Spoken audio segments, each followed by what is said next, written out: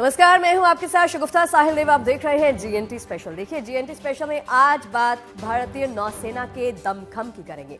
दुनिया भर की नौसेनाओं में मान्यता है कि जहाज कभी मरते नहीं, क्योंकि समंदर का खारा पानी और दुश्मन का बारूद लोहे को तो गला सकता है, लेकिन जहाज की आत्मा को छू भी नहीं सकता। वो अजर अमर है। तभी तो दुनिया की हर नौसेना के लिए उसके जहाज, उसके युद्धपोत, उसकी ताकत होते हैं। भारत की नौसेना भी लगातार अपने जहाजों के बेड़े में विस्तार करती रहती है। इसी सिलसिले को बढ़ाते हुए समंदर का एक नया योद्धा भारतीय नौसेना में शामिल हो गया है। गोवा शिपयार्ड में बना युद्धपोत तवासय अब समंदर की लहरों के बीच में पहुंच चुका है। तकनीक और घातक हथियारों की मौज पर सवार ये युद्धपोत दुश्मन पर कहर बरपाने की पूरी क्षमता रखता है। देखिए आईएनएस तवासय पर यह खास रिपोर्ट।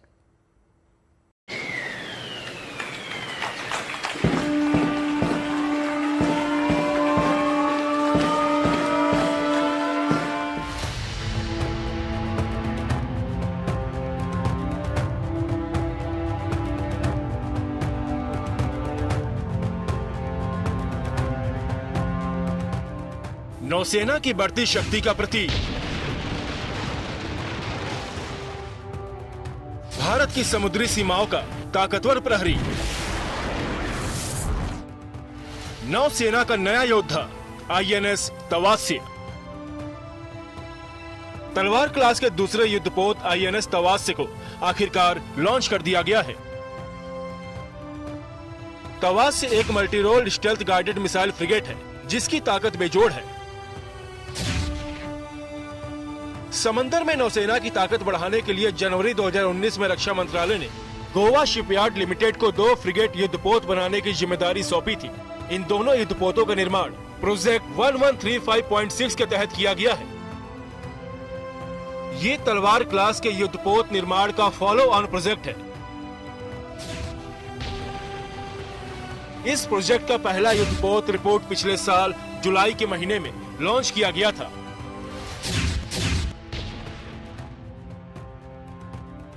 अब तवास्य के लॉन्च के साथ ही गोवा शिपयार्ड लिमिटेड ने अपना प्रोजेक्ट पूरा कर लिया है।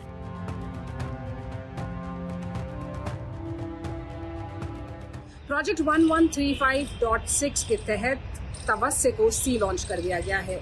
यानी अब इसके ट्रायल्स होंगे और उसके बाद इसे नौसेना में शामिल कर लिया जाएगा और नौसेना के बेड़े में एक और ताकतवर स्टेल्थ योद्धा शामिल हो जाएगा। तवास्य युद्धपोत समंदर में नौसेना की ताकत की मिसाल है। इसका नाम महाभारत के महान योद्धा भीम की गदा से प्रेरित है। युद्धपोत रिपोर्ट की तरह ही इसकी लंबाई 125 मीटर है। इसका ड्राफ्ट 4.5 मीटर गहरा है। वजन करीब 3600 टन है और ये पानी में 28 नॉट प्रति घंटा की रफ्तार से तैर सकता है। ये एक बार में 3000 किलोमीटर की दूरी तय कर सकता है। इसे एंटी सबमरीन वॉरफेयर के लिए डिजाइन किया गया है। ये एंटी सबमरीन रॉकेट और टॉर्पीडो से लैस है। इस युद्धपोत पर हेलीकॉप्टर भी तैनात किए जा सकते हैं। इसकी खासियत यह है कि एक स्टैंड अलोन फ्रिगेट है और जो सरफेस टू सरफेस वॉरफेयर में और एंटी सबमरीन वॉरफेयर में और समुद्र से हवा में मिसाइल्स या एयरक्राफ्ट को डिस्ट्रॉय करने एंटी एयरक्राफ्ट मिसाइल्स के लिए भी कैपेबल है और हाई टेक्नोलॉजी मॉडर्न वॉरफेयर के हिसाब से बना हुआ यह शिप अपने आप में एक स्टेल्थ रखता है और जिसके कारण इसकी वेपन प्लेटफॉर्म्स और इसकी जो इलेक्ट्रॉनिक स्विच हैं ये सब मिलकर इसको एक बहुत ही ताकतवर फ्लीट के शिप के रूप में बनाती है। इस युद्धपोत में आधुनिक हथियार और हाईटेक सेंसर लगाए गए हैं जो समंदर में इसकी क्षमता को और बढ़ा देते हैं। ये घातक मिसाइलों से लैस है जिसकी मदद से ये दुश्मन के खेमे में खलबली मचा सकता है।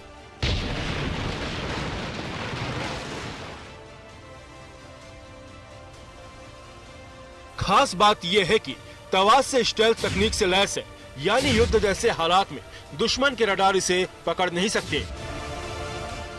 तवास्य एक स्टेल्थ टेक्नोलॉजी से बना शिप है।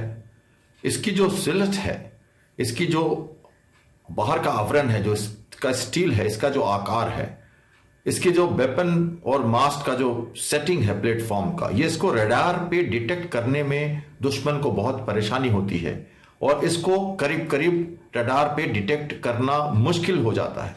सो इससे एक तरह से इसकी सीक्रेसी समुद्र में मेंटेन हो सकती है और नॉन डिटेक्टेड रहकर ये अपनी जो कैपेबिलिटी है, अपनी जो वेपन्स की कैपेबिलिटी है, उसको पूरी तरह से यूज कर पाता है।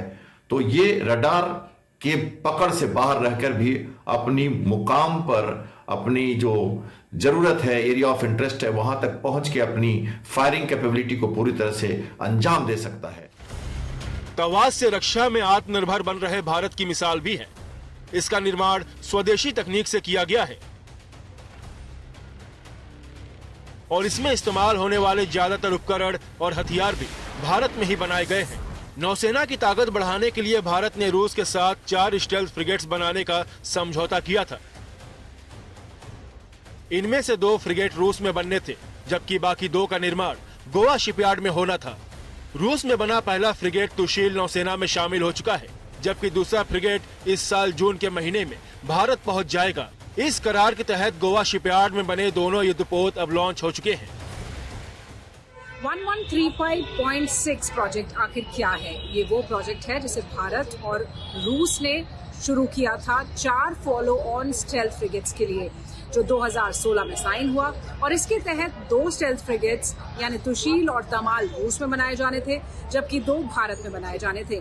भारत में बनने वाले इन स्टेल्थ फ्रिगेट्स का नाम है त्रिपुट और तवस्य।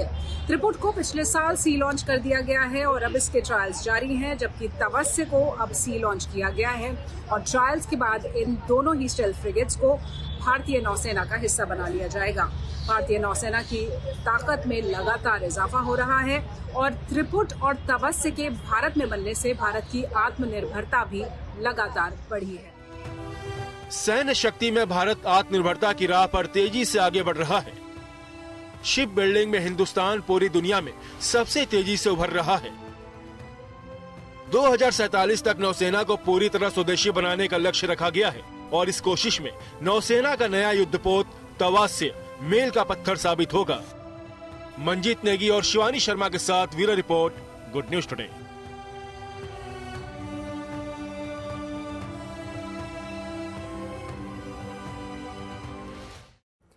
अब भले ही तवास्य फ्रिगेट हाल ही में लॉन्च हुआ है, लेकिन इसके निर्माण की कहानी 2 दशक पहले ही शुरू हो चुकी थी, जब साल 2003 में भारतीय नौसेना में तलवार क्लास के वॉरशिप की एंट्री हुई थी। इसके लगभग 13 साल के बाद साल 2016 में भारत और रूस के बीच में तलवार क्लास के 4 स्टेल्थ फ्रिगेट्स के निर्माण का करार हुआ। इस प्रोजेक्ट को नाम दिया गया प्रोजेक्ट 1135.6, जो वास्तव में तलवार क्लास का ही फॉलो ऑन प्रोजेक्ट था। इस प्रोजेक्ट के तहत भारत के इन शक्तिशाली फ्रिगेट्स के निर्माण की राह खोली गई थी। आइए आपको बताते हैं कि क्या है प्रोजेक्ट और कैसे इस प्रोजेक्ट के तहत भारत की नौसेना अपनी शक्ति और सामर्थ्य को लगातार बढ़ाती रही है।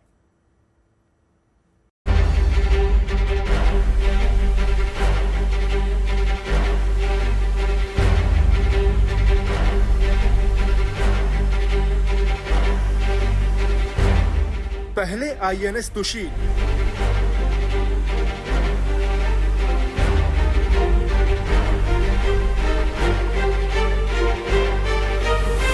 फिर आईएनएस त्रिपुट,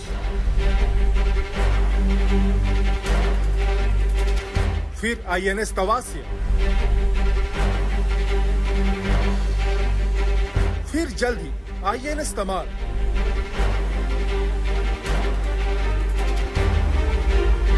भारतीय नौसेना की ताकत को और बढ़ाने के लिए प्रोजेक्ट 1135.6 का चौथा बाहुबली योद्धा जल्द ही भारत आने वाला है।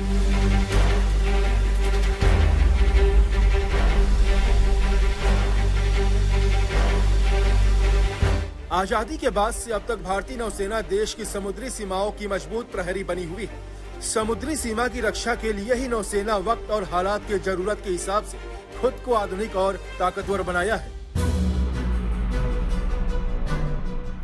प्रोजेक्ट 1135.6 नौसेना के इसी मकसद का हिस्सा है।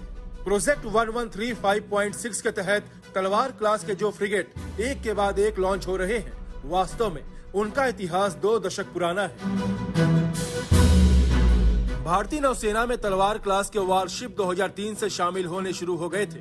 अब तक इस क्लास के 7 जंगी जहाज इस समय भारतीय नौसेना में समुद्री सुरक्षा में लगे हैं। इन 7 स्टेल्थ फ्रिगेट्स में से 5 को ब्रह्मोस मिसाइलों से लैस किया जा चुका है, जबकि बाकी 2 को ब्रह्मोस से लैस करने का काम जारी है। खास बात तो ये है कि ये हैवीवेट टॉर्पीडो वरुणास्त्र से भी लैस है।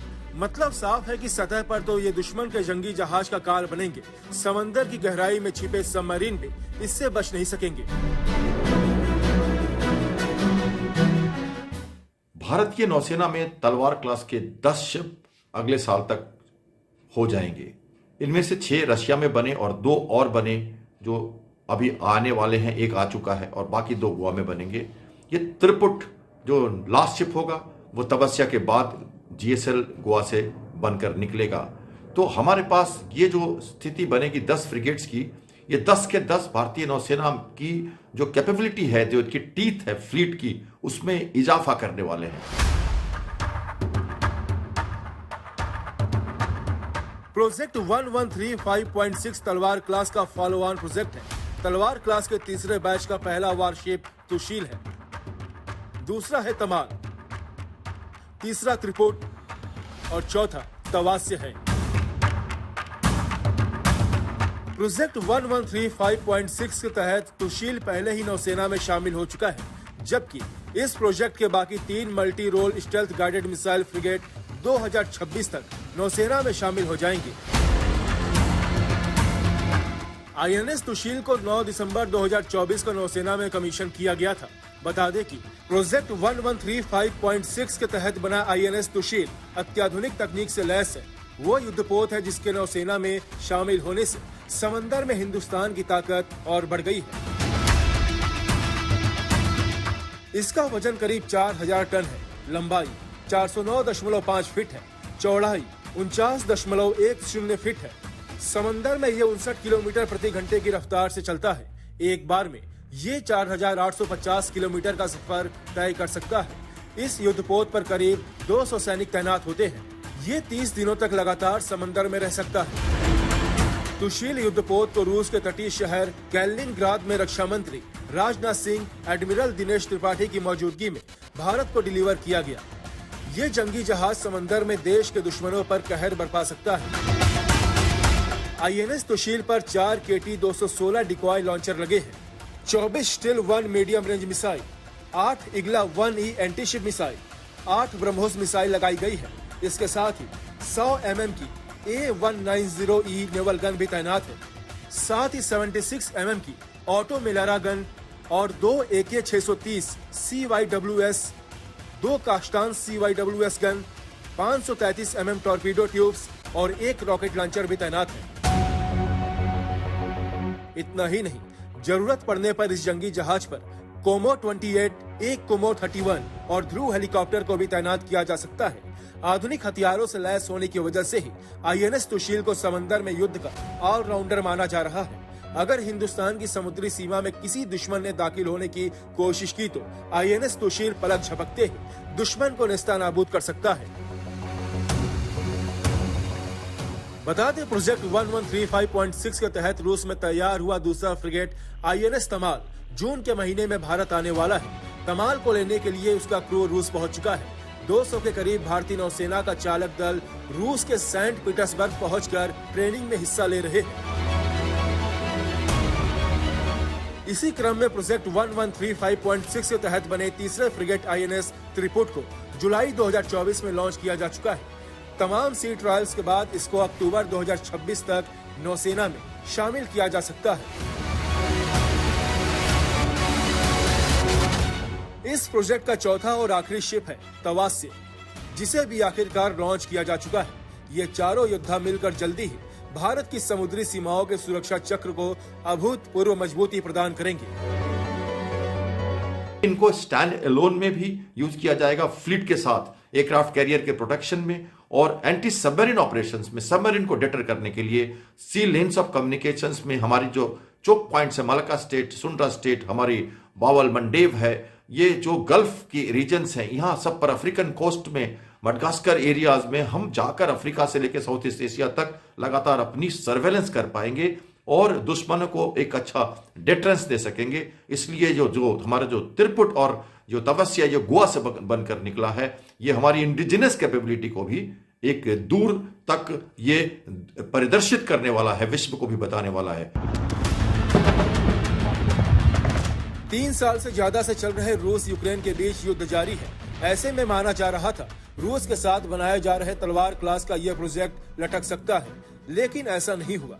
रूस में बने त्रिशूल और तमाल के लिए इंजन को जंग शुरू होने से पहले ही डिलीवर हो चुके थे, जबकि भारत में बन रहे दोनों फ्रिगेट के लिए इंजन युद्ध के दौरान डिलीवर हुए।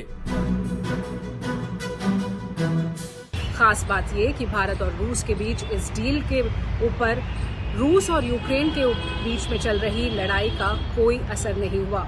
इस युद्ध के बावजूद भारत और रूस के इस समझौते को आगे लाकर दोनों ही देशों ने इस डील पर काम किया और भारत में इन 2 स्टील्थ फ्रिगेट को अब तैयार कर लिया गया है और सी लॉन्च के बाद जल्द ही इन्हें नौसेना का हिस्सा बनाया जाएगा। प्रोजेक्ट 1135.6 के तहत बने ये चारों फ्रिगेट जल्द ही भारत के समुद्र में रफ्तार भरेंगे। स्टेल्थ फीचर से लैस तलवार क्लास के इन फ्रिगेट्स की कमीशनिंग के बाद भारत की नौसेना को अभूतपूर्व ताकत मिल जाएगी। समुद्री सीमा की रक्षा में सागर की ये प्रहरी बेहद अहम साबित होंगे और समंदर में हिंदुस्तान का सुरक्षा घेरा और मजबूत हो जाएगा। मंजीत नेगी और शिवानी शर्मा के साथ bureau report, good news today. देखिए, इंडियन नेवी का जोर स्वदेशी क्षमता को बढ़ाने पर है। भारत में ही नेवी के लिए अलग अलग फ्रिगेट और डिस्ट्रॉयर बन रहे हैं। नेवी से जुड़ी खबरों में अक्सर आप युद्धपोत और वॉरशिप जैसे शब्द तो सुनते रहते हैं, लेकिन फ्रिगेट शब्द का इस्तेमाल आमतौर पर इतना नहीं होता। ऐसे में ये जानना जरूरी हो जाता है कि फ्रिगेट क्या है, इसका कहाँ इस्तेमाल होता है, क्या इस्तेमाल होता है, साथ ही ये दूसरे वॉरशिप से किस तरह से अलग होता है।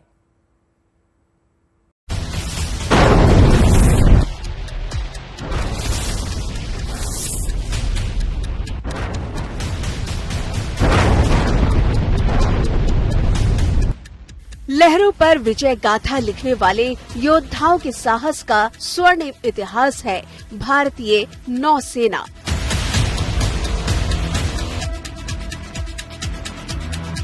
अथाह समंदर में भारतीय नौसेना को चुनौती देना और उससे मुकाबला करना किसी के बस की बात नहीं।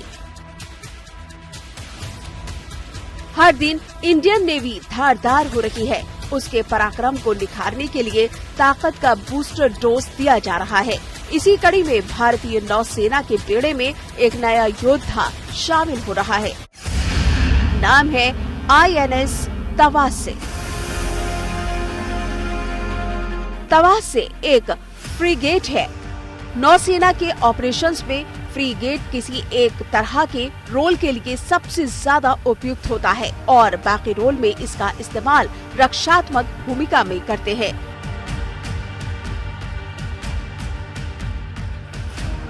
दरअसल पूरी दुनिया में नेवी अलग अलग तरह के जहाजों का इस्तेमाल करती है।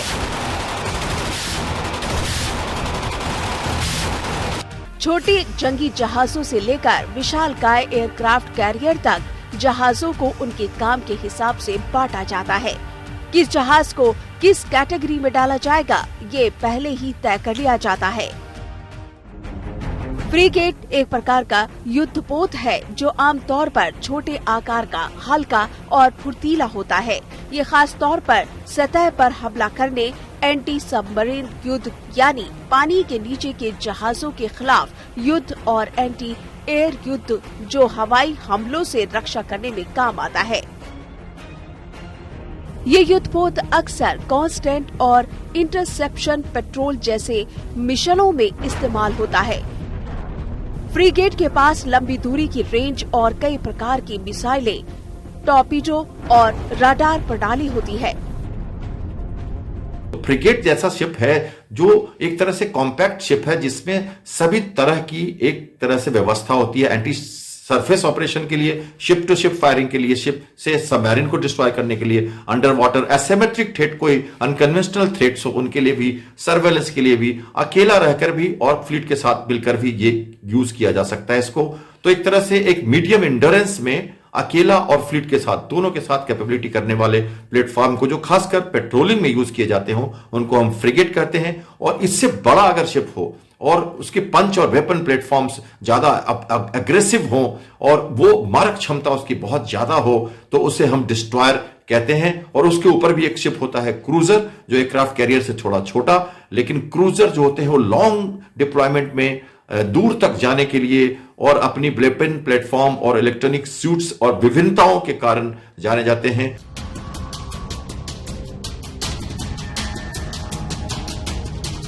फ्रीगेट को दोनों ओर से सुरक्षा प्रदान करने वाले जहाज के रूप में देखा जाता है, जो बड़े युद्धपोतों जैसे एयरक्राफ्ट कैरियर और डिस्ट्रॉयर की सुरक्षा में मदद करता है। इनका आकार छोटे होने के कारण ये युद्धपोत तेज होते हैं और तटवर्ती इलाकों में भी आसानी से काम कर सकते हैं। हाल के कुछ वर्षों में चीन साउथ चाइना सी के साथ साथ हिंद महासागर में भी अपनी मौजूदगी तेजी से बढ़ा रहा है। साल 1949 में जब से आधुनिक पीपुल्स रिपब्लिक ऑफ चाइना का गठन हुआ है, तब से एशिया का ये विशाल देश साम्राज्यवाद की कश्ती पर सवार है।